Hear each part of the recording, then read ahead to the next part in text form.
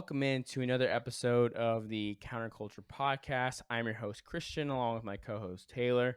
And today we're going through another one of our Counter Talks episodes where we have a guest on to talk about what's going on culturally, from inviting a different perspective and just having just kind of laid back discussions. So today we're really excited. We're visited by Brad Skistimas. And so, Brad, why don't you just real quick just share a little bit about yourself, who you are, what you do, things, everything like that, and then we'll just go from there.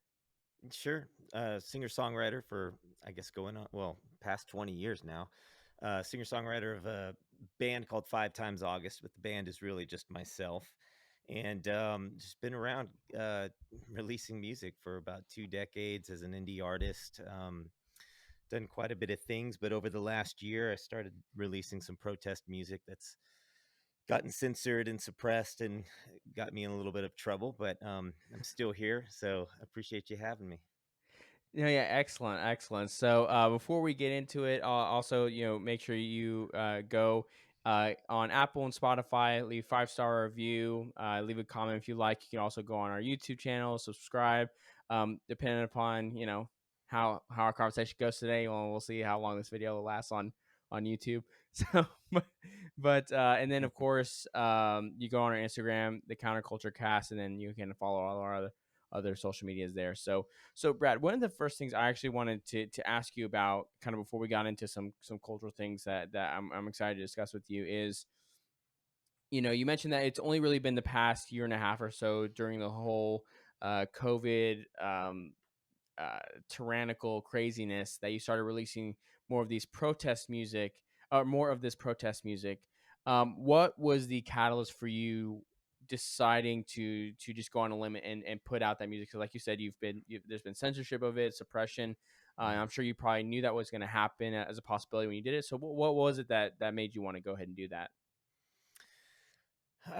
It was towards the end of 2020, and I was sort of looking around, going, what's going on? Is this the world that I want to leave behind for my kids? I was sort of frustrated with Right. my music industry peers. Not, I expected a lot of mainstream artists. I don't know, at least like my old favorite 60s artists to sort of start speaking out and releasing some cool music, and nobody ever did. And so I felt like I have this tool of music, and I didn't want to look back on this time and have my kids go, what did you do during that time, and not have an answer. So um, I just sort of, uh, jumped into it in a way that I thought was careful at the time. I kind of thought, because I had 2 decades worth of fans at that time from all different kinds of avenues that have seen seen my work, all wherever it ended up. I've done kids music, I've been on different reality TV shows and different stuff like that. My music's been out there, but and so I had a big, wide, uh, diverse group of fans, and I loved that, and I liked staying in the middle of the road of things, and just that's what music is supposed to do. It's supposed to bring us Mhm. together. um, so by the time really we reached the end of 2020, though, um, it's kind of like we started at the beginning of 2020. Everybody was sort of like, "Whoa, this is weird. This is crazy," and everybody sort of just went along with it. And then the longer it went, it was like, "Wait a minute." And I had fun with it at first, just sort of releasing some parody songs and stuff like that on YouTube Yeah. during the 2 weeks to slow the spread kind of thing. And then it kept going, and then I was like, it shouldn't be going this long. It's kind of like we all did our Yeah. thing, and that's the best that you're going to get out of the entire world shutting down, I felt. And then it felt like, the longer it went, it was like, okay, we're being taken advantage of here. And I didn't release anything or put out very many videos, and I sort of sat on it and came around, and I wrote this song called God Help Us All, which is really just sort of a reflection of that year, and Hmm. where we were, and kind of the fact that I felt like we were reaching a place that that was sort of the only option we had, was like to start praying and go, geez, something bigger than us has to start helping us out at this point because this is Right. getting out of hand. Now, going on over a year since I've released that song, ideally it wouldn't be relevant anymore, but it's become more relevant. So as Yeah. I've released these songs over the last year, it's been interesting because I thought I was being a little careful with that first one. I knew I was going to lose some fans, and I knew I was going to upset some people. I wasn't sure if I would get suppressed by it or not, on like YouTube or anything like that, because this was new territory for me. Right. But um, being sort of a well-behaved middle of the road singer songwriter kind of guy, it was just sort of, I wrote love songs, for 20 years essentially, and ballads and things like that, stuff that anybody could listen to and go, oh yeah, that's all right. But then you reach this point where you're saying something and people are going to go, well, I don't like that, and I'm not going to, and then all of a sudden the messages start coming in, well, I'm not listening to your music anymore, and I'm deleting it and stuff. But it was really just out of frustration and of the times, and the further into it I released that song, then I released another, and then another. I kept leaning into it more and more, and getting more messages of encouragement. And so um, it's been an interesting journey, to say the least. But really, the thing that started it all was my kids and my family, and thinking about just, how do I want to look back on this time? This is clearly history being made. So we should all do what, I started feeling like we should all be speaking up, whether you're a singer songwriter or, just somebody online. You don't have to create art per se, but we all have a voice right now, and we should really be speaking up. That's my long Right. form answer. No, N- that was a good one. Yeah, I have a absolutely. question. Your fans, did you lose any? If so, was it more or less than you thought? Yeah, I definitely lost some. That's kind of what happened in the beginning after that first song, Hmm. was the messages would come in, and these were fans that had been my fans for years, from Right. way back when I first started out, and people on a first name basis, where you're essentially friends at that point. Hmm. And those messages started coming in, and I expected it, but I thought that maybe they would at least ask me why I'm speaking out or something. But it was really just sort of like they closed the door Just in the hate. message Yeah. they were sending. It was like, you said this thing, I'm upset, and I don't want to hear from you again. And it was, Hmm. it really shined a light on relationships that you have, whether they're fans or friends or music associates and things. Had producer friends that, all of a sudden they don't want to talk to you, they don't want to work with you. They're not going to want to mix your next song or your next single, because they don't want to be, they didn't think you were that kind of person, whatever Right. that meant. I started being called dangerous, for the things that I was saying. I'm like, these are the least dangerous thing, like Yeah. it was just weird to to be on the other, to all of a sudden walk into this rock and roll rebel sort of persona, where really Right. I'm Yeah. not that guy at all. But it's sort of like to speak out and say what's on your mind is it's the most rebellious thing you could ever do in these times.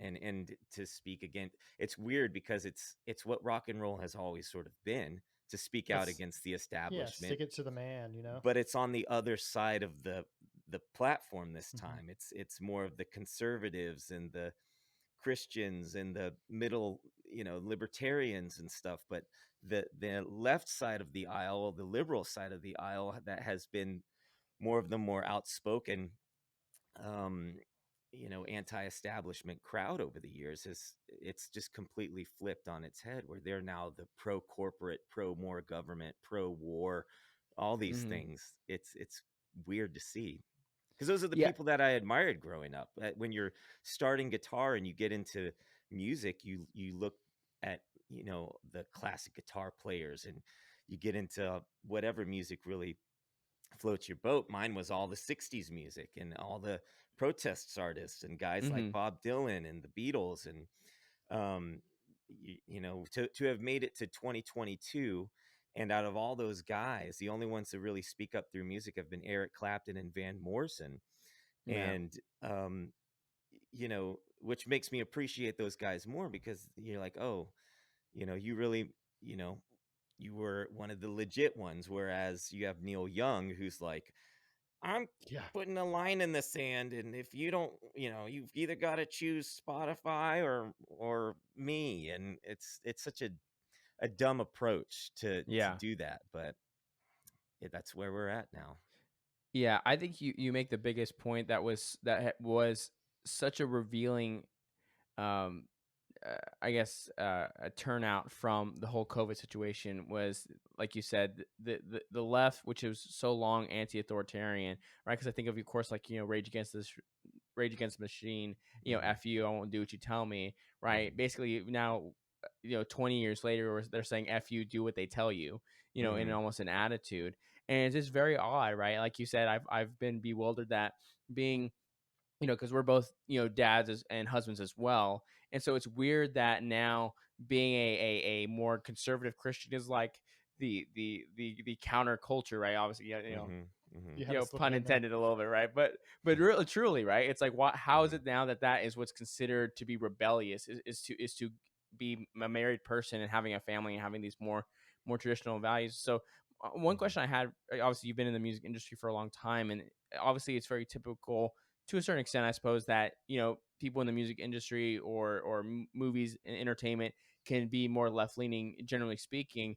Um, you know, what kind of political, maybe journey have you gone on? Because I don't know if because the problem is, of course, nowadays, if you um, just say truthful things or go against the establishment, you're a crazed right wing QAnon crazy person, right? Which Hmm. is not necessarily accurate.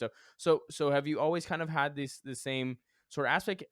Was there a change? I Hmm. mean, what is it? What was that kind of, like, I guess, ideological or philosophical journey been for you personally? Hmm.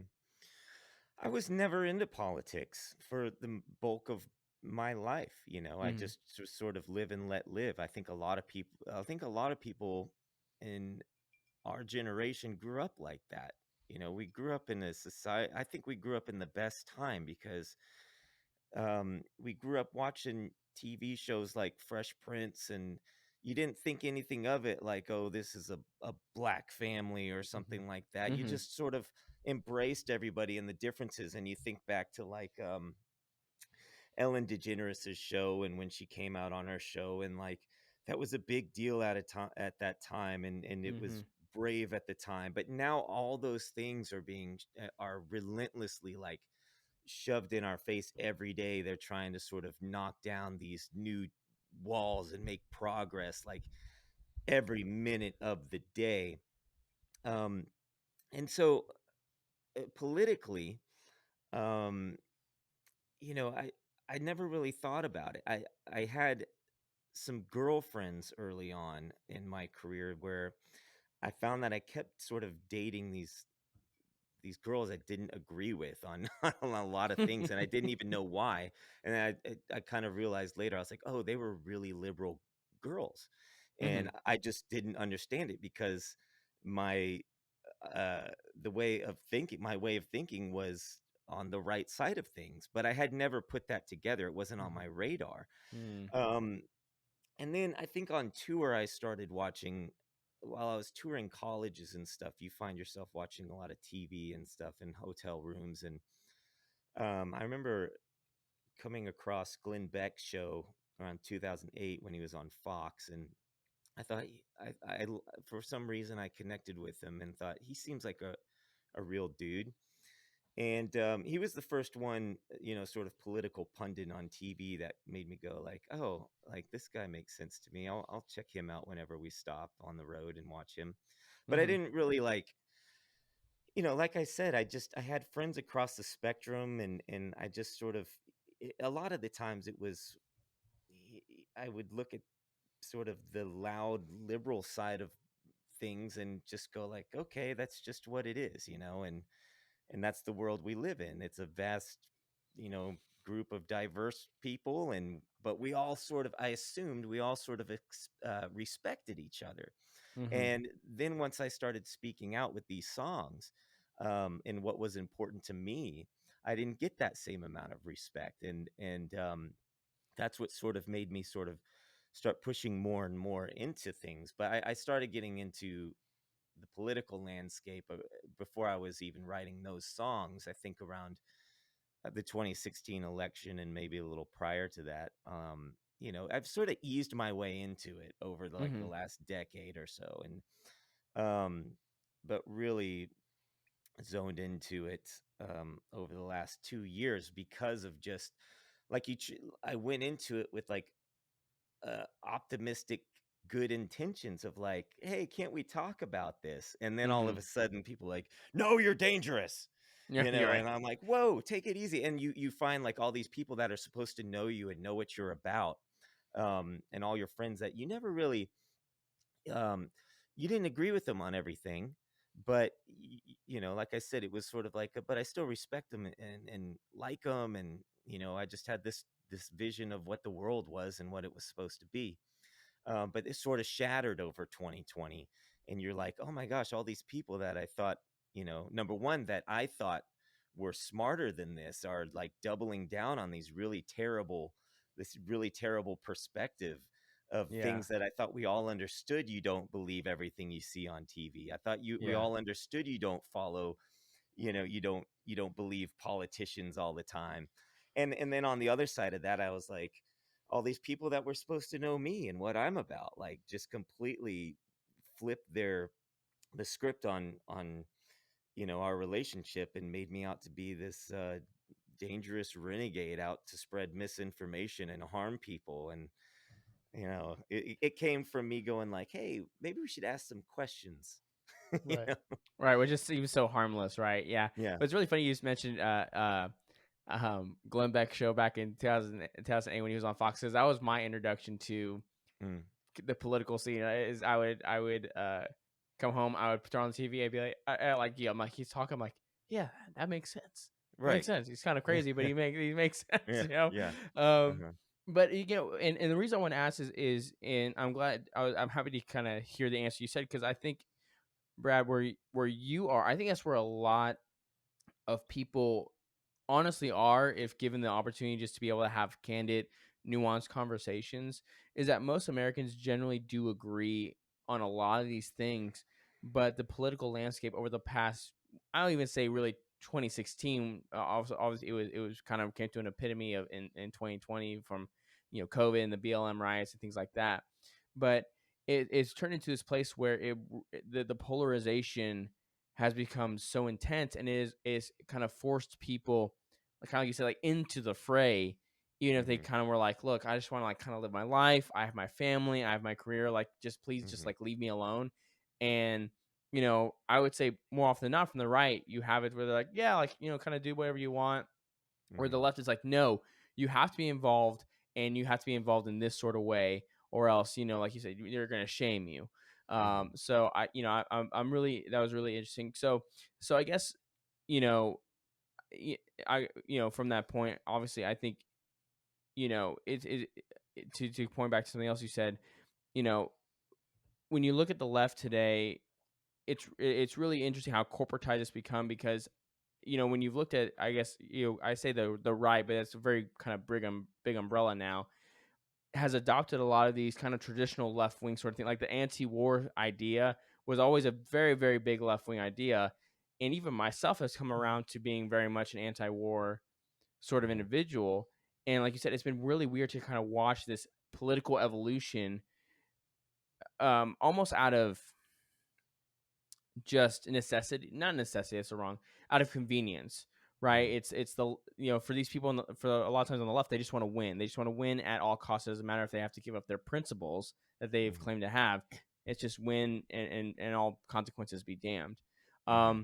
And so, um, so what was the, um, I guess, moment in 2020 where you kind of really started to say, something about this, or not even in 2020, but I would say through this COVID situation, where was the point where you're like, something doesn't really seem right? Well, what was that for you? Because I'm really curious. Where was it? Where that Mm-hmm. I think a lot of people that would probably think the way we do Yeah. had this sort of point where they're like, Like a tipping point. something Yeah. doesn't Right. fit. Because like you said in the beginning, we're like, okay, yeah, like cool, we'll do this, but then It's like, Yeah. well, hold on a second. Like, what was that moment for you? Right. Well, it fell off from the very beginning because I remember hearing about this COVID thing that was spreading in China. And then I was at the airport and more people were wearing masks. And I was like, this is weird, you know? And, but yeah, then it became a bigger thing. And they announced 2 weeks to slow the spread, and everybody just sort of goes along with it because for me, it didn't make a difference because I'm a self-employed musician, and so being at Yeah. home, it was just sort of like, all right, well, to me, all that um, shutting down the world stuff, the way that affected me was like having to cancel live shows and things like that. But I made the best of it by doing live streams and going online more. Hmm. Um, but it was sort of just the inconsistency in all the messaging that kept happening, and I already was sort of like it felt weird and wrong, and like, what are Mhm. they doing? Because you mentioned QAnon a minute ago, and like I remember I didn't really I followed that just sort of passively, Hmm. because I was curious about it, and I was like, well, what is this? And there were things in that I remember, um, that one of the big like messages on that was, nobody can stop what's coming, and this was before COVID, and that continues to sort of ring through my ears even to this day because it was Mm. like, what was that about? Because clearly, nobody could stop what was coming because here we are 2 years later, Yeah. So I had this underlying uneasiness the whole way through. It kept sort of brewing and brewing. And then you see people that, you know, all the mask pushing and on society, and you'd see people that were saying you got to wear one and then they're not wearing it. And the whole rules for thee and not for me thing with Right. the elites and everything. More and more that kept sort of piling on and piling on. And you're just like, okay, this is just clearly it's a farce, like Yeah. this is not what we're being told. And I already felt that kind of going in, but you're watching it happen in front of you, and also watching society brainwash itself while you're sitting there going, like, you're looking around going like, is this really happening? Yeah. Like these canned responses you just heard. If you watched CNN, you would hear that same talking point from the person that's angry at you, yelling at you online for saying what you said. And then, they're saying the labeling sort of started happening, and getting more and more divisive too. And now that I've talked for 10 minutes about it, I think I can clearly pinpoint the moment now. Yeah, there you Was go. I released a song called "We Are in This Together" in let's Hmm. see, April of 2020, Hmm. and I wanted to release a song that was sort of my unifying effort to bring people together, because I Yeah. was like, okay, everybody's home now, and this is weird, but we're all gonna get through this, and that was sort of the I realized the dying moment of the previous decade of my career, Mm. because I put this song out, and it's a fine song, but it didn't do anything because I released this nice little hopeful, optimistic song, and then George Floyd happened, and then Mm. um and it sort of shattered my perspective on and expectations of people. Yeah. And then it just sort of kept tumbling. The snowball effect kicked in, where it wasn't just George Floyd, but it was the next thing and the next thing, and that snowball's still riding down the hill today. Like, any which way they can, they're dividing us up. But Yeah, they I didn't want think us that, to come together. yeah, they don't want us to come together, and I think that was really the breaking point for me, because I released that song, and it was sort of after the parodies, because I was releasing like a parody every couple days or something like that. I did like an album's worth of parodies, and it was fun. But then I was like, I don't really want to be a parody artist on YouTube, and it was like a fun writing exercise. So I released this song, and it just sort of made me realize like the way I viewed the world was not reality. And I realized I'm going to start seeing what people are really made of now. And so Mhm. that's when the break was between releasing that song and then coming back around to early 2021, and I started releasing these songs. um there was a lot of thinking in between that time, Mhm. and looking at the world. So Yeah. Yeah, and that's really interesting too. You said because I remember that sort of time frame, and it was weird. I want to point out like one of the biggest things you said is people. I was watching this happening, and like you said, I was getting uneasy. I'm like, I really don't trust. I mean, I don't know. I've never trust politicians in the first place. I'm not gonna trust them now. I don't care what they say. I mean, and watching people around me, people I know personally and deal with, like you said, kind of just be just parroting the exact same points that you would hear on your CNNs or MSNBCs, right? Well, you've seen those clips where they put them all together in like one little Well, yeah, Brady well, Bunch mhm, yeah, with mashup. those little like right. local news Yeah, clips, but even like people we know, like Mhm, even people yeah. we know, right? It's like, wow, like you're like total, like you were zoned. You're like whatever the TV tells me, I'm just like I'm gonna mhm, believe it, right? And it was so strange to me. But before I get into some more COVID things, I think there's something I prefer to kind of touch on more is obviously you're a husband and a dad, and one of the first things you said was you wanted to be able to look your kids and say, "Hey, Dad stood up. Dad, um, wasn't gonna just stand aside while you got, while I or you got taken advantage of." mhm. And again, we're both dads and husbands, and kind of bringing the importance of, and also, I mean, we're about to go into Father's Day actually as well, so this is good. Oh yeah, happy So Father's Day, guys. yeah, right, yeah, Thanks. happy You Father's too. Day to all of us, right? Yeah. Yeah. And so, um, what is because like I said, we can go into some other stuff that I think will be funny, whatever. But I think this is more important. You know, why was it so important to you as a father and a husband to speak out? Because I think where we are now, and even if you extend not only COVID but I would say that the transgender issue, Mhm, it's critical for men, especially fathers, to say something. And I mhm, think a lot of them feel whether it's scared, whatever the reason is. mhm, What was your why was it so important for you to say I'm going to say something for my kids? Maybe mhm, for some people it's an obvious answer, but I would love for you to share why were you like, damn it, I'm going to say something. mhm. I felt like I could feel a war brewing, and I've described this time in my life as sort of enlisting my music for this time. Mm, And I wrote a song about it called Silent War because I don't think, a lot of the other side doesn't realize like we're in the middle of a war. It's just a different kind of war. It's mhm. not, and I'm not talking about the Ukraine Russia war. I'm talking about, Right, yeah, yeah. psychological and information warfare. Like Mhm. that's the war that we're at. And I could feel that brewing more and more. Um, and I just can't bear the thought of my kids growing up in this confused time and where you know, we're growing up in a time where if you say the wrong thing, you're fact checked. And, Mhm. you think about these kids' futures. Um, they're going to be afraid. We grew up in a generation where there were no dumb questions in Mhm. school.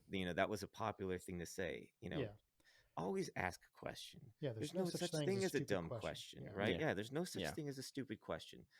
Um, and now, this generation's going to grow up hesitant to raise their hand, Mhm. and speak up. Not only that, they got a muzzle over their face over the last yeah. I couple was of going to years. say muzzle. It's just Yeah. Yeah. They've been distanced, from friends and family. They've been told to stay away from grandma and grandpa, and they've had so much taken away from them. Mhm. And Mhm. I could feel that war coming. Although I didn't really pinpoint it as a war on our kids at that time, but I just felt like I had to speak up for them. And now it's even more interesting because we're 2 years into it, and there's a definite war on our kids that's happening between Yes. masks and vaccines and all of the um, yeah, all of the trans stuff and like making they're teaching kids to question who they are from a very fundamental and basics foundation. And if you don't have that, if you don't have even an understanding of whether or not I'm a boy or a girl, um, at 3 years old or 4 years old, like you're already set up for, if you're going to find yourself in that scenario later, at least, I don't know, legal age 18 and up, at Hmm. least give it some time. But this selling on the kids that kids can make their own decisions at this age, um Right. it just feels so evil and wrong because Yeah, it feels wrong. like I posted the other day, I said on my Twitter feed, I said, I'm not the same person I was when I was 3 years old. I'm not the same person I was when I was 10 or 18 or Hmm. 21 or at 30 or even last week, Um, so the idea of convincing a child that whatever they think they are at this moment is who they're always going to be, Hmm. there's an underlying evil to that. Um, and we have to, like, as parents, we all need to stand up for our kids right now because it's getting insane. I mean, we're having them there. Something that like really um set me off a few weeks ago was, I'm from Texas, and it's a very conservative, traditionally very conservative state, but now we're starting to see this stuff coming into the state. Like, um I don't know if you guys saw all of the um the drag queen stuff in the bars where the kids are tipping drag queens. And Yeah, in um Dallas. Yeah, yeah, yeah, in Dallas. yeah. And I'm like, that's right up the road from me. What is this? Why is this happening? Why is this even a thing? you know that we're Good taking question. kids to these events. Like, it's under the guise of tolerance and acceptance, but there's no reason for a child to be handing money to a dancer who's performing that way.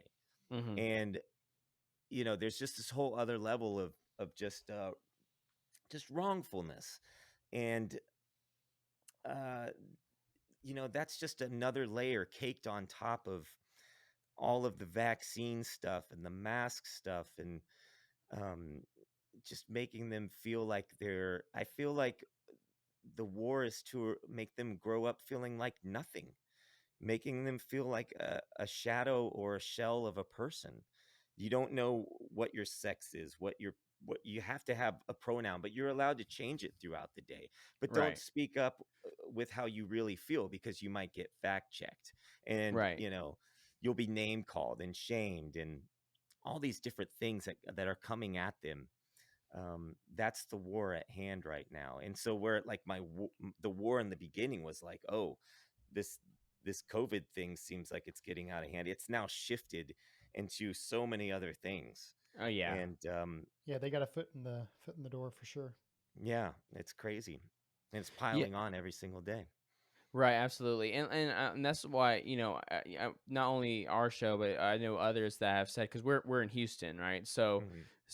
I mean, I've lived in Texas my whole life. Again, like you said, like people Hmm. think of Texas, they think of cowboys and guns and the Wild Right. West, and it's like these things are still happening in these Hmm. places, right? They're happening in Dallas. They're happening. There's happening in Houston. They're happening all over the Hmm. place. And you're kidding yourself if you think just because you live in a conservative state that these people aren't coming after. Because like you said, I think it is an intentional war on children. I think Hmm. there is an intentional desire to separate children from their parents. I think that is Right. absolutely happening right now. Um, and they are grooming these kids to do not even I think there is a sexual aspect to it, though I think it's mostly just ideological grooming, right? Hmm. To separate you from your parents, to make them think that your parents are stupid. I'm your teacher, I know what's better for you, or I'm this person, I know what's better for you, right? We're Hmm. gonna, like you said, we're gonna mask you up. You're gonna be quiet, you're gonna sit down, and you're gonna follow what we say.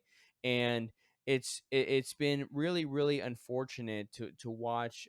For me, it's been really unfortunate to watch parents just go along with it, right? Just roll over Hmm. and just take it, and Hmm. not really exercise the rights they do have as the parent of these children, right? I mean, it's just totally insane to me. But I'm curious. Are you a spiritual or religious person at all yourself? Yeah, I wasn't for a really long time. Um, but I started taking my family to church about four years ago now. Mm, And really just sort of dove into it. It's kind of a long story because I went to church when I was really young, probably till I was about 7, and and then there was this big long chasm of just not, I kind of had God and Jesus in my around me growing up in different ways. My best friend would take me to um, youth nights at church and stuff, but I wasn't really into it. And then throughout mhm, high school, I started listening to Christian music, but it was really more so about the music. I wasn't mhm, really thinking about the message or anything.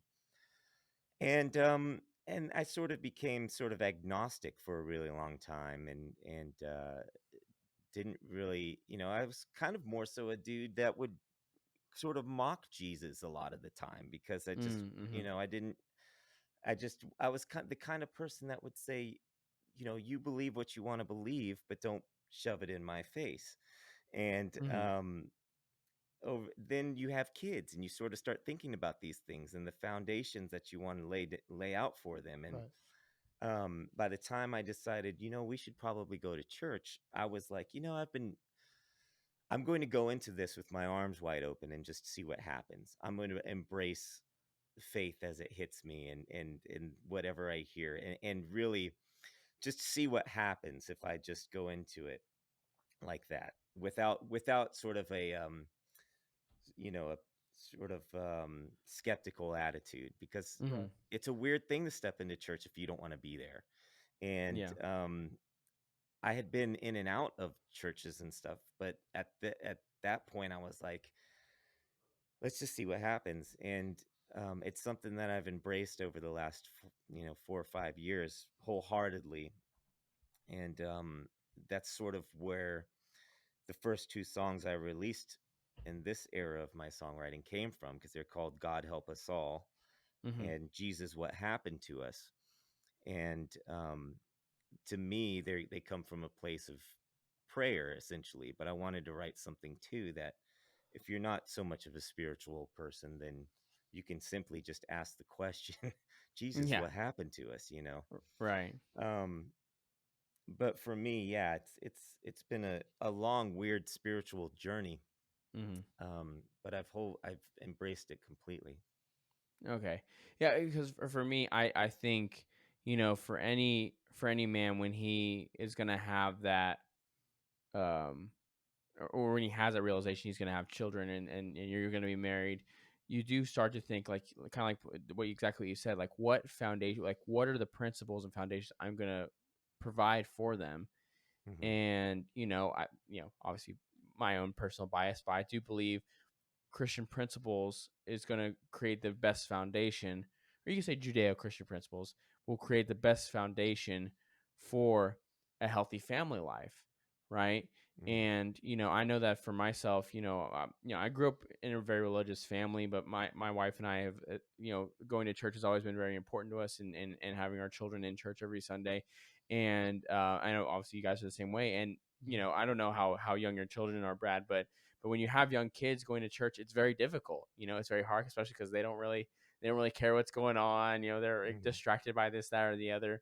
But in the long term, right, having that structure is gonna Yeah. make a huge difference for Hmm. them. Mhm. You know what I Yeah. mean? Because I'm sure even for you, for y'all, with the two, I mean, my kids are at this point now where they will recite the prayers. They're starting to engage. I Hmm. mean, I have a 4-year-old, 3-year-old. So I mean, it's Hmm. it's hit or miss every week, but Hmm. they're starting to engage, right, because they know mom and dad are going to take them. Like, this is gonna always be a part of a routine. Always gonna This is part of our life. Right. Hmm. And I do believe that's what helps. Especially with all the shortfalls that I have, it creates the good foundation for them. Going forward in a major way. Yeah, that was something that was a realization to me. Was I mentioned when my family went to church when I was really young, I was only about 7 when we stopped going, and but it laid some sort of foundation of what's right and what's wrong that always stayed with me. And I often wonder, had I not had just those small instances of church so young, how different my perspective on life would be, because it Mhm. did lay a foundation, and it's sort of like a vine that grew over the course of my life. Mhm. And yeah, that's something that I wanted to give to my kids, because I feel like they need to, having faith in I found myself a lot growing up talking to myself, and so I think that whether I wanted to admit it or not, I was praying out loud. Mhm. And then once we really started getting deep into going to church on Sundays, and I was started actually reading the Bible, like my entire life, it was like a hindsight is 2020 thing, where I was like, oh, Mhm. God, you were always there. Yeah. Even when I rejected you, even when I was, you know, just completely leaving you out. A lot of things sort of became clear to me, my path and my journey and what I expected out of life, and the things I didn't get, but the things I got in return. All those things became very, very clear to me.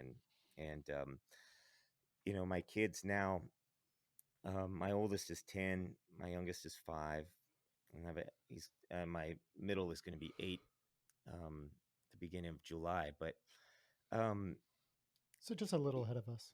Yeah, just a little yeah, bit. yeah. But that's a whole other thing, is like Mhm. fatherhood is um trying to figure out what you want, how you want to me, fatherhood is, that's your greatest accomplishment. What are you going to leave behind? You're going to leave behind Yeah. your kids. How are they going to contribute, to this world Yeah. that we live in? Yeah. Are they going to be followers? Are they going to be leaders? Are they going to have faith that things will work out? Or are they just going to give up and be angry and aimlessly wander, Mhm. um, not believing in anything? And um, it's interesting to see how they take lessons from church, and talk about them, and apply them to their daily life. But I love seeing it, and they've embraced it too. So we'll just see how it goes. Yeah, right. Well, Yeah, I'm not it's an the ongoing experiment. most religious person. I go mainly for my wife, and because I agreed to do it for our kids. But it is rewarding as a father to say for sure, to see the engagement they're getting out of it. They'll Hmm. catch us when we're slipping and be like, "Are we not going to say Hmm. prayers or say grace? Before Right. eating." Hmm. I'll be like a bite or two in, and they're like, "Dad, are we not going to say it?" And Yeah. they're They'll like keep three you and in five. line. Yeah, Yeah. going on 4 and 6. And I'm like, man, my 4-year-old just called me out. So like I got to be Yeah. better for them, but it Uh, is good to see that they're getting that type of structure and that foundation out of it, because the world as it's going now, who knows what directions it's going to go, but they need to be better off. Yeah, I Yeah. think that's the thing that's missing right now, is that we keep casting God aside. Whether you embrace Jesus, or whether you can at least acknowledge a creator, or however you look at it. We've become so um, focused on this idea that we're in control. Mhm. And you look at guys like Bill Gates, and you look at guys like Anthony Fauci, and even Joe Biden, and whoever's controlling Biden. Like, these are all guys that are obsessed with playing God. They think Yes. that they're Yeah. in control. Yes. They're create, like, the science, TM has Yeah, right. Yeah, become the yeah. thing, right? Yeah, That's the TM new over the religion. yeah, right. Right. And you can see it sort of, how wrong it is, Mhm. creeping its way into the mainstream, because, like, just from every facet, it's uh you can you can line it up like a parallel, if you're a Christian, or you read the Bible and you know what you've been taught, and you see what they've replaced these things with. You can see it with things outside. Throwing a fit over the American flag, and calling you, I don't know, racist nationalist or something, and Right. you're in a Yeah. cult because you want to pledge to the flag. Well, they've replaced the flag with that rainbow flag, and they're Correct. putting it Yeah. up in the school. And I've seen Yeah. actual videos of teachers teaching kids to pledge to that flag. So Right. Yeah. um, they keep they'll say this is wrong, and then what they'll actually do is replace that with Yeah. something else of their own ideology. Right. And you know eh, that's the battle at hand right now, is just that in itself, all these different things they're trying to replace. But I don't want my kids growing up in that time, because it's clearly wrong. You can tell there's Yeah. too much confusion to it, and I hate to be even judgmental about it, because I'm not the kind of person that used to really look at anybody and make cast judgment, because you really shouldn't. But at this point, you're seeing these kids that show up to these or protests, and they're screaming their heads off, and they look like maniacs. I mean, Yes.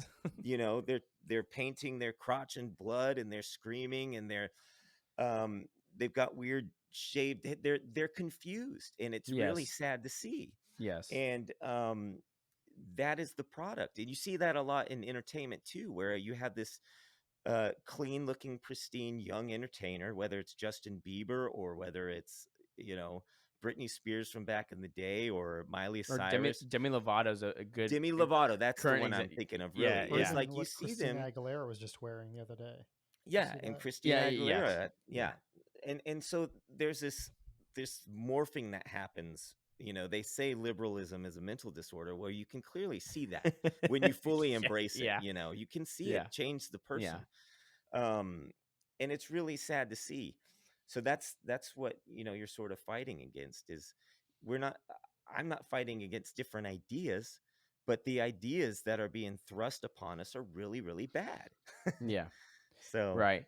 Yeah, no, absolutely. And I think you brought up a really good point, and this actually reminded me of a great Chesterton quote. Is that when someone, I'm going to butcher it a bit, but it was when someone stops believing in God, then it's not that they don't believe in nothing, they just believe in something else, right?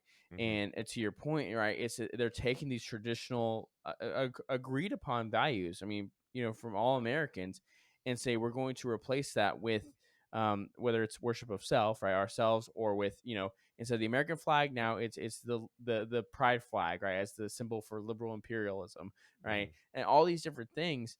And that's I think the challenge. I think for all of us, I know I share the same challenge, kind of like what you were saying, Brad, which was you see these individuals and they're screaming, right? They're screaming. They just look like maniacs, and it's very easy to make fun of them, right? Because they are ridiculous.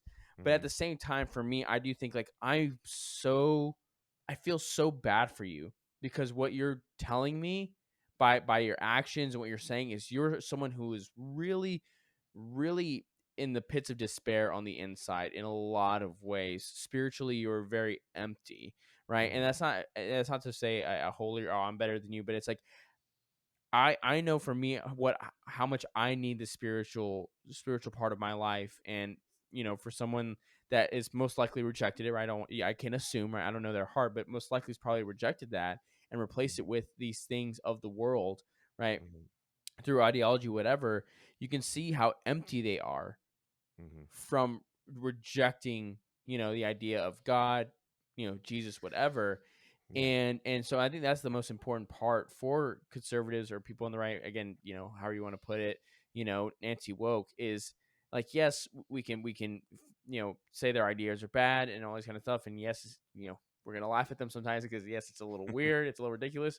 But I think it is important to remember at the end of the day, they are a person, they have dignity, and you have to remember that they're they got there somehow, and that they're probably really hurting. And I think about it mostly because I'm a dad. I think of it from a father perspective, is that Mhm, there's a good shot that they had a no father, or a father that was very much absent in their mhm, life. Because I posted on our Instagram excuse me, earlier this week, is that the epidemic America is suffering from is fatherlessness. mhm, I mean, the reality is, right, I'm Hispanic. If you look at the Hispanic and the Black community over the last 40 years, the fatherless rate has gone up tremendously. And as you've watched that happen, you've watched both, and it's also happening also, and even with white Americans, the amount of fatherless homes, and Mhm. there's a pretty direct correlation that the amount of, whether it's crime or whatever it is, psychological issues that come from not having the dad around, and it's just something that is completely thrown to the side, of course, especially now with the push of the quote, the futurist female crowd, right? They want to belittle. I'm surprised I haven't seen things all over social media about how Father's Day is useless or pointless, or we should stop That's a celebrating good it, or point. whatever, right? I'm shocked, because anything they'll do to destroy the idea of the nuclear family and edify the idea of a father, they'll take every opportunity they can, right? When I say, of course, when I say they, I mean, the left. So, but speaking of the science, I would be remiss if we didn't talk about the all powerful, the almighty, the venerable Dr. Fauci. Mhm. And so, first of all, I say that number one, my favorite song of yours that you came up with was "Sad Little Man." I've Mhm. never laughed so hard in my life. That song is it's so funny. Oh, it's so funny. But it was reported today that our beloved Dr. Fauci actually tested positive for COVID. I don't know if you saw this, Brad, but he Mhm. tested positive for COVID Mhm. after doing all the right things, right? Mhm. Wearing masks, Mhm. um, Mhm. getting boosted and jabbed and all this kind of thing. Um, and so my question for you actually is, again, because Sad Little Man is my favorite, because I despise Dr. Fauci. Um, when you released that song, what was the reaction from that song being released? I'm really curious. Mhm. Like was it overwhelmingly more negative for that one particularly versus positive, or was it a lot more positive versus negative on that one? Um, so like I said earlier, as I released these songs over the last year, I kept leaning into it, getting a little braver each time because the amount of support. Every time I released one, I think like, "Oh, I'm going to get in trouble for saying this," and and then I get this swelling of support, and it's like, Hmm. "Oh, I'm really saying something that a lot of people are connecting with. It's not just me, Yeah. because where I'm starting from is like my own frustration and Right. knowing early on I was going to upset and lose fans. I did not expect to make new fans out of it. I just thought I was going to lose fans. Hmm. And I've made an entirely new fan base out of this, and which I love because they get what I'm saying and we connect on the same level. We're doing the same thing together. We're after the same goal. Mhm. But when I released Sad Little Man, um, I was actually, let's see, had I so I had released a song called Joe, which was directed towards Joe Biden. And that Yeah. was my first time like really taking aim at somebody in a Okay. song and you blatantly saying like, oh, that's about that guy. Yeah. Um and then by the time I released Sad Little Man, um I wasn't, I thought it was kind of a weird song. I didn't think anybody was really going to like it. And it had been out for like a week and it was doing all right. Um, and then it started getting picked up. And Glenn Beck, actually, speaking of Glenn Beck, he played it on his show. Oh, did And you it, really? That's awesome. and it just shot the song up like Yeah. the iTunes and Amazon charts, and the video started getting massive plays on YouTube. And that I think put me over a line because I called out the sacred Fauci. And Yeah. all of a sudden, I was getting these comments on YouTube that were saying, "Hey, I had a really tough time finding this song on YouTube in the Hmm. search." And I did a little search myself and I couldn't find my own video on YouTube, the one that I had uploaded. I That's found hilarious. other people's uploads of it, but I didn't see mine. And so I did a little test and I uploaded a performance of of the song, Hmm. and it showed up right away. So I was like, "Oh, they're messing with With the my algorithm, yeah. video." And ultimately they demonetized it and flagged it for medical misinformation, even though there's really no medical misinformation in the At video. all. No, there's not. And I specifically wrote this song too to kind of go around that. As an Right. artist, like it was like, okay, I know now that they're going to try to do something because they had already attacked a couple of my other songs. But Yeah. the song Sad Little Man does not mention Fauci. It doesn't mention vaccines. It doesn't say those words. It doesn't say COVID in it. It's not until you watch the video that you're like, clearly, oh, this is about Anthony Fauci. But even then, um, there's there's no words in it that are, throughout the video that say don't get your vaccine, they're bad for you, or anything like that. It's sort of Right. just an artistic expression. And that was sort of my test too, was to see, let's see how art is received now, these Yeah. days. And that was an eye-opening thing to me too. So I had a lot of back and forth with YouTube about the video being censored. Mhm. And they never gave me an answer, and they never remonetized the video. But what I Yeah. did do a week later was I just went ahead and uploaded it again with the same metadata and title and everything, and they've left that one alone. So I know for sure that they messed with the first initial upload. Right. And that's because Glenn Beck shared it and it was getting a lot of traffic. They had to suppress it. And so um, but you know, ultimately though, I have not received much negative feedback from any of these songs. I do get Mm. people that send me the occasional, hate mail or DM or something like that, or post on my Twitter or something. But it's underneath a mountain of support, so it doesn't really Yeah. bother me. It's just sort of like I I know that people agree with this message, Yeah. and you're on the wrong side of the tracks right now, even though you've been, duped into thinking you're on the right track. I don't care. That's been a really freeing thing to me over the last couple years, is Mhm. getting braver and braver, because it is hard to speak out initially. People have jobs and friends and family that they don't want to upset. They don't want to lose their job. They've got to feed the family. Mhm. Um, but I found myself in this unique position as an artist, as a songwriter, where it's like, well, if my career ends here as a songwriter, oh well, it's not like, I didn't go to college and get this specific kind of, you know, doctorate, and then my whole reputation's blown in the industry. It's sort of like, if people don't like these songs, I guess I can just go write other songs, or whatever it may be. Yeah. I felt in sort of a freeing situation, a non-traditional situation. And but it's made me, I don't know, just getting all the feedback from all around the world has been um just an amazing thing, because all of a sudden, I was sort of a voice for people that couldn't speak up or felt like they couldn't. And Yeah. it's very humbling. And it's a serious responsibility that I take on, because I, I, I want to be able to be that sort of voice for people that might not, but I want to inspire them too to speak up, because Right. if you don't speak up now, then, you know, all the things that you fear are going to happen anyway. I Right. have a good friend that, family friends that, um, he got the vaccine to keep his job, because they have a son with special needs, and their insurance helps pay for all of his special needs that he needs. And so they Yeah. were put in this situation. That's one thing I'm so frustrated about, is that so many people have been put in that situation to choose Yeah. between, The lack of y- choice. Yeah. yeah, of well, I guess I better just get the jab, because I've got to take care of my family, even though I really don't want it. Well, so he Right. got it, and he did it for his son and for his family.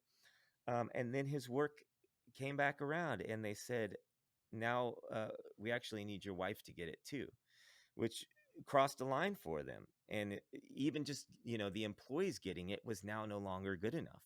It was the entire family needed to start getting, the wife needed to get. So, Yikes. you know, Wow. Wow. and they told me, watching you speak up really inspired us. We don't know what we're going to do, but the husband and the family, he said,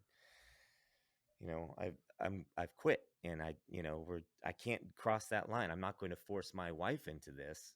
I made that Yeah. decision, and it'll never be enough. So even if you think that you're playing it safe and you're going to, do the right thing in the moment, even though it feels wrong, they're going to keep pushing. You can't give them an inch anymore. Right. And it's a sad, frustrating thing. That's the other evil that's behind all this, is putting people in these terrible situations to have to choose. Right, and I think, you pointed out, I think what should be more alarming to people, and it's really sad that it's not, is that, you know, and it's also ironic also from the left, how that they, for decades now, they've screamed my body, my choice, and now when it comes to this particular situation, like, well, except for this, then it's not your choice. Then Hmm. you're going to do what the government tells you to. There was actually this great video. I think I saw it on Twitter, I think, of Hmm. a guy at there were The people parade, protesting right? for, yeah, and they were Yeah, like, he was like, or oh, not so like parade, the my body, parade. yeah, you're right, yeah, it was he was like, oh, so like you believe in the right to choose. Also, they're like, oh, absolutely, my body, my choice. And he's like, so what did you think about the mandates? And they're like, well, that was different, Yeah, I mean, and it's right. like, you see, like, these people, there's no ideological, principal position. It's, Hmm. I want power, I'm going to take it from you, right? And again, and that was the most frustrating part also through this whole COVID thing, is the petty authoritarians that it created out of the average American person, right? And that Hmm. was the more alarming part, because governments will overreach all the time. That's just what governments do. That's Hmm. just the Hmm. kind of their mode of being, right? It was the fact that they convinced your fellow Americans to Hmm. also, um, snitch on you in a sense, Hmm. right? Which we actually saw some of that with like the J6 stuff, where you had people's actually Hmm. like calling the FBI about their own family members. I mean, that's not Hmm. vaccine related, but it is. I think it follows the through line of the kind of Yeah. people that we're dealing with, right? When you dissent, right, they're going to go after you in a major way. I mean, again, I think I think it was like 1/5 of the informants in the Soviet Union were like their own family members a lot of the time. Hmm. So, you know, it's incumbent upon, and I would say for your friend that made that stand, has more gumption than 99% of people out there, because most people just would have said okay, right? Because Hmm. they're just what, well, I have a job, and again, for me, I'm fortunate enough where I'm more of self-employed situation, so I don't have to necessarily worry about that. So I am empathetic to that to a certain extent, but at the end of the day, I agree with you. It's like, you have to, if you don't say no, they will continue to strip your rights away in different ways. I mean, obviously, Hmm. we're seeing it with the push to try to get the employer mandates through the OSHA, that luckily was struck down. But also, you see it, with the attempt to for gun control, right? It's in every aspect Hmm. of the left's political idea, is we're going to strip you of these rights over and over again, and until Hmm. people say no, they will not stop. And like I think Hmm. you made a very important point, is that you cannot give these people an inch, because they'll take a mile. I mean, we watch. I mean, Yeah. I like That's you why said, like, we're at where we're at oh, right now. absolutely, That two absolutely, weeks to slow the spread is the inch that we gave them. We gave them that mile. It's a long 2 weeks. it's been the Yeah. longest 2 weeks of So my now we're, life. yeah, and look what they've done. But Right, even if you comply, willingly and happily, I mean, you see that they continue to do it. right, It was only going to be a one and done vaccine, and then the other right, one was going to be two doses, and then right. the people that were so thrilled to get it were posting these religious messages of how freeing it felt, and they got their life back. And then, oh, no, you know what? Actually, we need a third dose and a booster. And you do actually need to keep wearing your mask. Right. And, it just kept tacking on. And oh, by the way, you can still get COVID. And there and Right, every day somebody's testing positive now that was a strong advocate, for vaccines now. All these high profile elite people, I posted them every day on Twitter. Are It's a yeah. joke at this point. It's not even fun or challenging, because every day somebody else is testing positive. And it it's killing their own narrative, whether they're actually testing positive or not, because some of these things, you have to wonder, why so many are now announcing testing. What narrative are they setting up next? But um to me, it's like it's shooting yourself in the foot for whatever narrative you're trying to push, because every article is the exact same thing. So and so is tested positive. They're, thrice vaccinated and boosted, but they're thankful that they got their jab, because it could Yeah, have or been it would be worse. so much worse, right? It Yeah. could have been worse. So, Well, it's Right. just you funny know, because of how many of the narratives that are getting like destroyed, how many people are still going with it? Oh, How many yeah, people are still will duped and they're like, well, They're Hmm. just like wake up. Well, Well, the again, and yeah, and the best article I had read to the entire was about a man who died, sadly from COVID, and I think they were like the family member was quoted saying, "Thank God he had gotten vaccinated because again they said it could have been worse." It's like how could it have Mhm. been any worse? And again, I'm not saying Yeah. either way with the vaccine. I'm just saying that's how just trained the people have become through this narrative. It doesn't matter what happens. They will say whatever the corporate press has told them is the right thing to do, or the fact checkers, everything else. Mhm. And it's just been wild, right? But to your point about the narrative, I mean, yeah, I think it was just announced the FDA is trying to push now for 5 and under to get vaccinated, Mhm. and and again, like you said, we didn't stop it when they started going for saying kids have to be vaccinated. People didn't say no, right? And No, again, this was for old yeah, people, remember? right, This was yeah, for the elderly at the beginning of The all this. kids were So, not at risk. Remember? yeah, when you look at all this, uh, if you look at the world with your own eyes, you can see the truth. I was thinking about this today. mm-hmm, Like, never has the truth been more prevalent in front of our face, mm-hmm. than it is if you just look away from your computer screen. Like the winter of severe illness and death that Right, was yeah, supposed to happen. Um, it, like I am in anti-vax circles. I and nobody has had a big mourning celebration about their terrible decision to not get it, right? mm-hmm, Um, that you would see those stories by now, right? Based on everything they told us in the beginning. right. By the way, I don't think you're going to be able to post this on YouTube. Because Hey, we'll see. We'll see what happens. we'll, It is what it is. So, I'm gonna get but your channel taken down. it's all Um, right. but no, what I was saying was like every you would have seen this side of the coin uh completely destroyed at this point based on Hmm. everything they told. They had you wiping down groceries in the beginning. That's That's right. how dangerous it was. People were dropping in the streets in China. uh if you don't remember those videos, they I were remember. releasing Yeah, these like yeah, just passing out, just boom, like yeah, while that's walking. how Yeah, dangerous all this was. yeah. And you've had more than a year now of protests all around the world, worldwide rallies, protesting mandates, protesting all the things. Um, Big pockets of people not following any of the mandates and instructions. Every single one of those would have ignited, the death of all of the rest of us. That's been my main thing. Like, why aren't we all Right, Super dead yet? spreaders. right. Yeah, Yeah, right, super spreaders, right? That was the right. thing for a while. Well, it turns out, when they told you that you wanted or that you couldn't have more than 10 people at your house, that had nothing to do with spreading anything. That was Except another with the French facet of Laundry, because control, that's right? okay. Like people said goodbye, to their family members over Zoom at Right. funerals and things like that. They have completely, you know, woven their way into the fabrics of what makes us human and Hmm. are trying to dismantle it from the inside out. But if you actually look around you and you see humans walking around, you're like, all of the racial tension, right? When I go on a walk with my dog, and I pass my black neighbor and, my Latino neighbor, we wave to each other and we say, "Hey, how you doing?" It's a smile. We kindly pass each other, and there's none Yeah, of this like, oh, privileged anger or Yeah. tension or whatever. It's all yeah. online. Right. It's all crafted as a narrative. It's that's what they do. That's what they're working on. And it's just frustrating.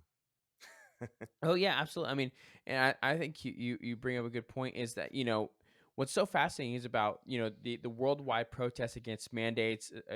For the vaccines. Um, you know, if you watch the corporate press, you would have no idea those things are happening, right? And this is the fundamental difference between again, I'm saying quote unquote the right, anti woke sort of individuals versus the left is that for us, we have seen those videos. Hmm. We know they're happening in France, in Britain, in Germany, in Australia. We've seen people fight with cops all across the world. We all see that. And well, first and foremost, it makes me embarrassed that that's not happening in the United States, in meaning that the fact that there aren't more people in the United States speaking up, although there are pockets everywhere that are. Hmm. But if you watch the corporate press, the CNN, MSNBC, and if that's all you watch, which a lot of these people are, they're NPCs, you would Hmm. have ignorance is bliss, right? They have Hmm. no idea. They think everyone's like them. They're like, oh, everyone gets vaccinated, Yeah. and so they think their neighbor who's who isn't getting the vaccine is a weirdo. He's like, well, why aren't you listening to what they're saying? Everyone's doing this, but you're not doing this. When in the reality is, they're actually in the minority Yeah. versus the average person. Because the average person, I think, maybe either which way on the vaccine, they really don't care either way, right? And that's fine, right? Do as you kind of whatever if that's what you want to do, right? That's your decision, whatever, right? But you saw that, but then also with the racial tension, it's funny you mentioned that because I remember I went to the bank the other day, and there was this elderly man. I mean, very very old man, and he was had his walker. He was slowly walking, and this big young black guy saw him coming and then stopped and held the door open for him, right? And he had to wait a little bit longer for this. And I was watching the interaction. He was smiling at the older man. He said, "It's no problem," all this kind of stuff. And like to your point, I'm like these people in the corporate press and these influencers are lying to you. Hmm. The average person does not feel this way about their fellow neighbor. They're Hmm. willing to help them. They're willing to be good to somebody, Hmm. right? Because we have good foundations, right, that this country was built upon, right? Judeo-Christian principles that is, treat everyone with respect, dignity, all that kind of stuff. Hmm. And so I think you're totally right on that, where it's like, a lot of times these people are just lying to you. If you would take yourself away from the TV screen or from your phone and just experience life. Yeah, because you like you said, the truth is out there in life. It's not behind the screen. Hmm. Or exactly, right? You'll Yeah. see it in your everyday life. Yeah. Yeah. We saw it real time in Canada. Um, during the trucker convoy, which I was fascinated with because Hmm. it was such a great, strong protest, and everybody who was there was posting their videos online. You could see what was happening in real time online, and that's how I get the news. By the way, in these situations, like I see who I get whatever footage was actually there, and I don't take Right. any other narrative from around it, and I see. And that was a fascinating thing because uh, a massive amount of people came and made a statement, and you could see bounce houses and dancing and people in these circles to "We Are the World." It was like the most Right. utopian little thing that you would want to see in the world. Like how Right. often do you see people in like peace circles singing together? And it's all this As stuff that protests, right? As protests too. as a And as a nonetheless, protest. It's yeah. a peaceful protest.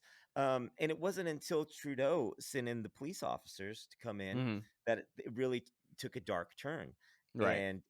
And but if you read only what the media had reported on that, and you didn't go out of your way to see actually the live footage that people were posting, then you wouldn't know any better. It's the same thing when I do rallies and stuff. I've done two really big ones for Defeat the Mandates. We were in Washington, D.C. on the Hmm. steps of Hmm. the Lincoln Memorial, and there was, I don't know, 30,000 people there. Yeah. And it was I don't know, 4 or 5 hour event. It was peaceful. It was everything you could imagine, from people hugging each other, sharing their stories. Um, it was like a hippie love fest kind of thing. It's like Yeah. Yeah. Woodstock or something, right? And then you read the articles about it, and so like that was another eye-opening thing to me is like when you start going to do these events and you Hmm. meet these people and you see that there is diversity in this group, and it's not just Yeah. the angry white straight man, like Right. they'll pitch to everybody. There was everybody from all walks of life there, Hmm. and it was a beautiful thing. And then you read the news, what they write up about it, and they downplay the crowd size, and they pick out one, um, you know, out of all the speakers that were there. This happened at the one in LA. There's probably about 15,000 people out there. They said that the one article I could even find that covered the event was said over 1,000 people showed up to the LA event. It was like, yeah, more than 1,000 people. I guess that's true, right? That's how they pitch it. Right. And then they would take a comment. There were that the one in LA was an 8-hour event with doctors and performers and Mhm. organizations, and all sorts of people came on stage for 8 hours straight. The article quoted one person out of context. And you could tell, when you know how to read these articles, when you do read them, you can tell how Right. they're written and their choice of phrasing. And it's not really reading the article; it's reading the lines between the article. It's reading between the Y lines. Yes, right. Um, but you see it happen, and that's the crazy thing of these times is you really just have to actually look at what happened to get the truth, and look around you. We never got people passing out in the middle of the streets like Mhm. they showed us. um you know the unvaccinated uh people we're not all mourning every day saying, "Oh, I can't believe I didn't do it. Right. I've lost my buddy, my 10th unvaccinated buddy passed away." None of that Right. has happened in real life. Yeah. And then up to these events too, it's like, oh, there's so those anti-vaxxers are Right, yeah. dangerous conspiracy theorists. And but if you're actually there, you see people, they're all smiling and joking and laughing and hugging, and Mhm. there's a plethora of people there, and it's a beautiful thing. um so we're just, we're so deep in a lie that we have to find a way to climb out of it. Right, absolutely. And what's important also for, the label of anti-vax, of course, they've changed that to be someone who's not only anti-vaccine but also someone who's anti-mandate, right? And I'm sure there are plenty of people at both the fight the mandate rallies that you did. I'm sure some of them did get the vaccine, but they're Hmm. more concerned with government overreach and forcing individuals Right. to do something that they don't want to do. Right. And like you said, the reality is they want to downplay it or say it's a bunch of white nationalists. I mean, that's what they did, to the Canadian truckers, right? They pulled out some random wacko who had a Nazi flag or something, and they're like, "That's all of them. They're Yeah. all a bunch of white nationalist Nazis and Hmm. and and KKK members." It's like, well, that's Canada. I don't know how that's possible, but sure, whatever. Right? They'll Yeah. do That. anything to discredit what you're trying to say Yeah. from an emotional standpoint of they're racist, they're evil, so you should never listen to them. Right? And Hmm. that's usually never the case. Yeah. I mean, if a Nazi flag shows up, whether somebody, those things, you only need one, and Right. it covers the entire representation of everybody, no matter how it got there. You could have somebody from a left wing outlet say, Yeah. pay a homeless guy to walk up with a Right. Nazi flag or something, and then got the picture. That's it. That's what they did with those events too. Is Right. they would look for the most, crazy person that they could find, usually on the outskirts or something. Mhm. And that was the picture. Like with the Los Angeles event, um, they didn't even show a crowd-sized picture. They posted close-ups of, Little some of the pockets of most people or something, yeah. little pockets of people with the craziest signs. Yeah. And that's how they represent the movement. So there's a lot of. I think the thing is you have a lot of, you're talking about these people that have been given these authoritarian positions. They've been put in these authoritarian positions, whether they're working for the media or they're a flight attendant on an airplane. These Yeah. people, there's something in them that makes them think that they've got control and they have the right to represent the world according to them instead of what is true. Mhm. And that happens a lot in the media, and that media has unfortunately influenced this younger generation. And I think that a lot of the hostility and anger that we're seeing really doesn't come from anybody. Well, it does, but I think the bulk of it is just kids between the ages of 15 and 25 who are loud and Yeah. obnoxious and angry and trying to feel like they're contributing something to the world, and they don't know who they are. And Yeah. I think that's the bulk of it. The rest of Yeah. the world is just sort of like, I got to get to work. Yeah. Yeah. It's a good point. I mean, when I was graduating high school, I didn't know what I wanted to be. You kind of go Yeah. through the motion, like, oh, I'll figure it out. I'll take some general classes. But a 3-year-old, they know, you know. Hmm. Right, yeah, a 3-year-old knows well, it's twofold. Is a Yep. 3-year-old knows what gender they are if they Right. wanna change, but then, someone has to be 21 before they can buy a firearm because 'cause they're not mature enough. So Yeah. it just depends on the day, right? It just depends on the day. Yeah. But, obviously, we're getting close to the end, so I think I wanna wrap up with this because obviously, I want you to be able to get back to your lovely wife, your children. Hmm. We stole enough of your time tonight, but, there's been a lot of talk of division in the country, civil war. There's another poll talking about people wanting to secede, their region to secede, all this kind of stuff. I guess I want to leave with this. What is your where do you see us going? Are you optimistic? I mean, kind of what do you see moving forward for the country as a whole, or what, or just the kind of, yeah, just what Hmm. would you say your thoughts are? Um, I remain optimistic about the future, no matter, depending, like no matter how far away the good side of this is, we will eventually get there. I don't know how Hmm. long it's going to take, but that optimism that I was talking about, that I had pre-COVID about humanity, it's still, it still sits Still inside. there, yeah. It's just that I know that you can't you can't overlook what's happening right now, and you're going to have to get mean, and you're going to have to be angry about it. It doesn't mean that you're an angry person Hmm. or whatever they want to call you, or hateful. It just means you have to tell it like it is right now. I think Hmm. that we've conditioned society over the last 30 to 50 years, inch by inch, to, you know the the everybody gets a ribbon sort of generation has grown up now, and Yeah. they're expecting to get what they want right away, and they're upset. And I think that America is still a young country. I often say that we're just going through sort of a weird, awkward puberty right now, where, like, we Some don't growing know who we pains. are right now. We've got to refigure out what's happening. Our face is broken out, and our voice is squeaky, and um, it's kind of ugly right now. But I think that I still have hope. I think that people will slowly have no other option than to see that truth that's so Mm, blatantly in front of us. It's just a matter of them waking up to it, because it's all around you all the time. Even if you live in a very, you know, leftist liberal area, like there's no denying that you're either, whether you wear a mask or not, whether you've gotten the jab or not, you might or might not get COVID. That's where all the science has taught us. No matter what you do, you may or may not get it. After all of this, that's where yeah, we've landed. yeah. Um, so those are realities that people are going to have to face.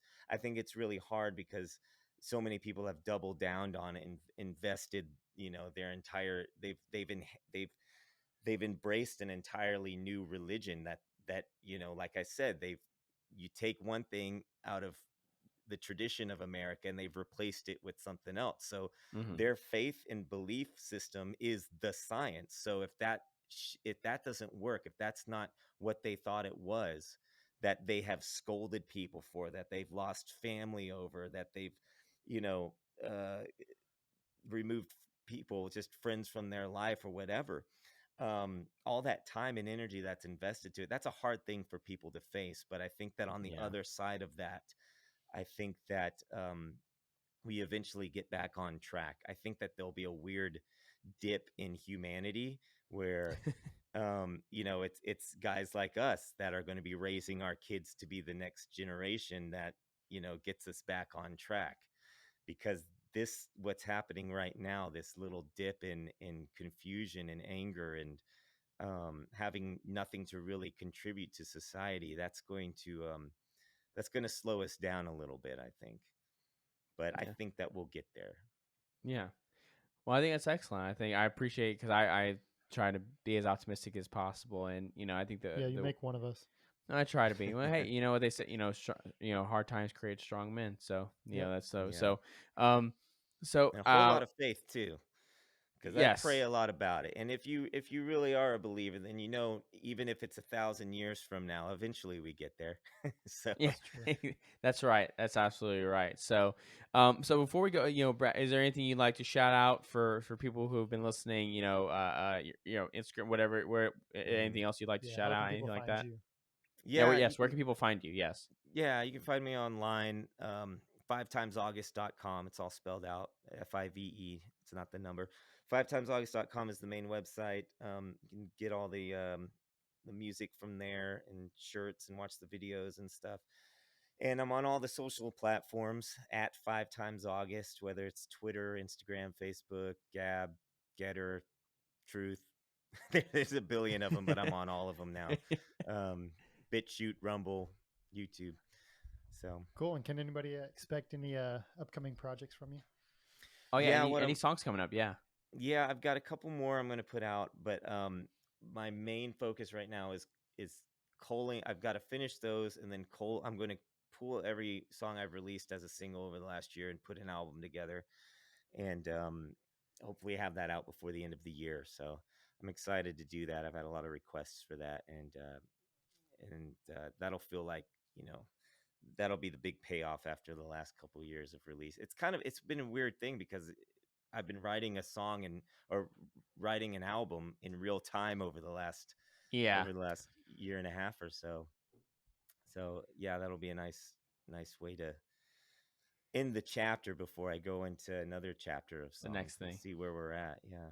Well, awesome. Well, Nice. Nice. I'll Well. be anticipating the holiday Merry Skistimas album for sure. Yeah, yeah, Yeah. exactly, exactly. So like we said on the top, you can find us on Apple, Spotify, leave 5-star review. Also on YouTube, hit the subscribe button, share the show with your friends. Again, please go follow Brad on social media. It's 5 times August. I really like the music. It's really fun. And so thank you so much, Brad, for joining us. I really can't tell you how much I appreciate it. And hopefully we'll have you on sometime soon. And we will see you guys next week. Thank you all so much. Thanks, guys. Later.